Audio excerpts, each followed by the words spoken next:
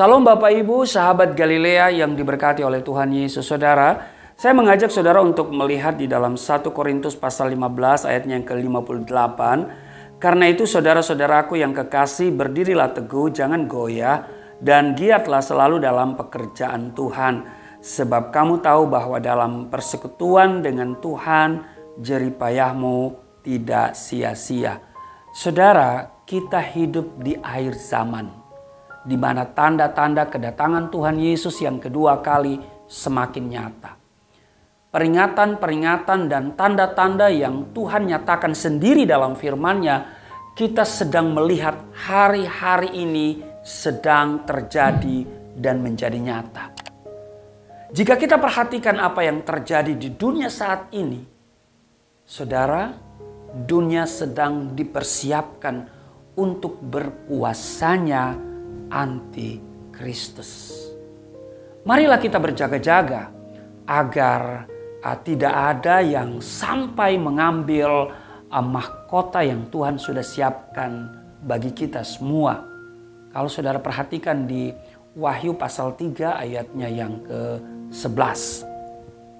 Bagaimana kita mempersiapkan diri kita di akhir zaman ini? Saudara, secara singkat dapat dirangkum dalam dua kata berikut, yaitu apa? Semakin giat.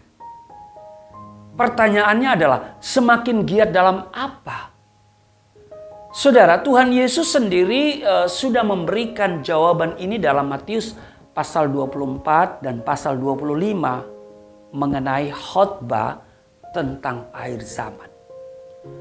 Saudara, ada banyak hal yang dapat kita gali dari kedua pasal ini. Tetapi hari ini saya akan melihat ada beberapa poin penting.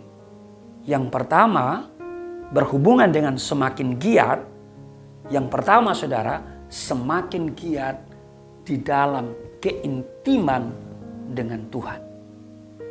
Itu bisa saudara baca di dalam Matius 24 ayat 44. Tuhan Yesus menasihatkan kita agar kita berjaga-jaga karena waktu kedatangannya tidak ada yang tahu.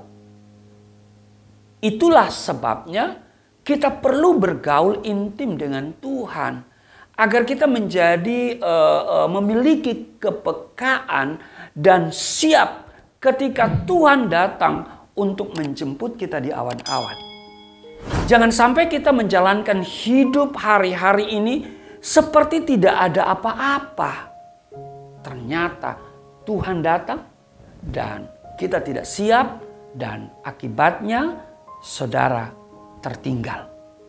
Dunia saat ini mengarah seperti pada masa Nuh, di mana setiap orang hidup untuk dirinya sendiri dan hanya mementingkan apa yang menjadi kepentingan menurut mereka dan bukan apa yang penting menurut Tuhan.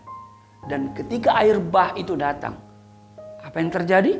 Mereka sudah terlambat untuk diselamatkan. Saudara, sahabat Galilea yang diberkati oleh Tuhan Yesus, jangan sampai keadaan seperti yang dialami di zaman Nuh terjadi pada kita hari-hari ini.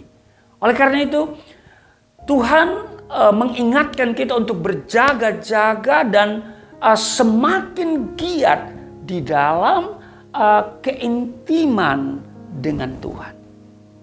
Amin. Yang kedua, yang berhubungan dengan semakin giat. Saudara, semakin giat di dalam menantikan kedatangannya. Itu saudara bisa baca di dalam Matius pasal 24 ayat 45 dan ayat 46. Mungkin saudara sudah mendengar mengenai akhir zaman sejak lama.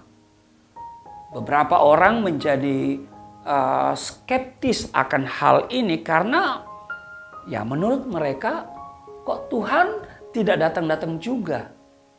Dan akibatnya mereka tidak lagi merindukan kedatangannya.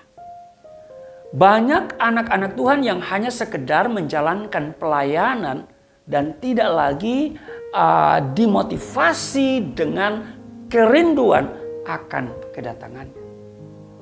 Bagaimana dengan saudara? Masihkah saudara merindukan kedatangan Tuhan? Yang ketiga, yang berhubungan dengan semakin giat. Semakin giat di dalam melakukan pekerjaan pelayanannya. Saudara bisa baca itu di dalam Matius 25 ayat 29. Kepada kita semua Tuhan memberikan talenta, Tuhan memberikan kesempatan untuk melakukan pekerjaan pelayanannya. Di akhir zaman ini justru Tuhan menghendaki agar kita semakin giat di dalam melakukan pelayanan.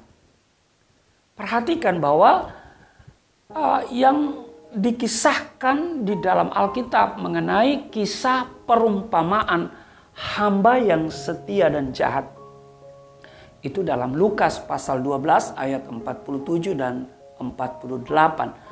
Dan perumpamaan tentang talenta di dalam Matius pasalnya yang ke-25 ayat 14 sampai dengan ayatnya yang ke-30. Jadi kedua kisah ini ya, baik itu hamba yang setia dan jahat dan tentang talenta memiliki kesamaan pesan. Yaitu apa? Tuhan menghendaki kita melakukan pekerjaan atau pelayanan kita semakin giat di akhir zaman ini. Amin. Jika pintu kesempatan untuk melayani pekerjaannya terbuka bagi saudara, apapun bentuknya, jangan sampai saudara lewatkan. Justru mengucap syukur atas hal tersebut dan harus terjun dalam pelayanan secara nyata. Tidak ada pelayanan yang terlalu kecil atau tidak berarti untuk tidak dilaksanakan. Jika saudara sekarang ini sudah aktif melayani, jangan pernah berpikir untuk meninggalkan pelayanan karena alasan pandemi COVID-19. Namun justru kita semakin giat dan giat lagi di ladangnya. Amin. Yang keempat, yang berhubungan dengan semakin giat. Semakin giat di dalam kepedulian dan melayani orang-orang yang membutuhkan. Saudara bisa bandingkan itu baca di dalam Matius pasal 25 ayat 34 sampai dengan ayatnya yang ke-40. Apakah yang membedakan antara domba dan kambing? Dari teks itu ternyata yang dikatakan sebagai domba adalah melayani Tuhan dengan melakukan pelayanan kepada orang-orang yang dianggap hina, yaitu orang-orang yang berkekurangan dan yang membutuhkan. Seberapa besar kita peduli kepada mereka yang membutuhkan ini akan menjadi salah satu pertanyaan yang akan Tuhan tanyakan kepada kita di hadapan tahtanya. Di akhir zaman kita seharusnya semakin giat dalam kepedulian dan melayani orang-orang yang sedang berjalan menuju kepada kebinasaan. Jadi saudaraku yang kekasih, saya ulangi, saya simpulkan bahwa kita harus semakin giat dalam hal apa? Di dalam keintiman dengan Tuhan. Amin. Semakin giat di dalam menantikan kedatangan Tuhan. Amin. Semakin giat dalam melakukan pekerjaan pelayanannya.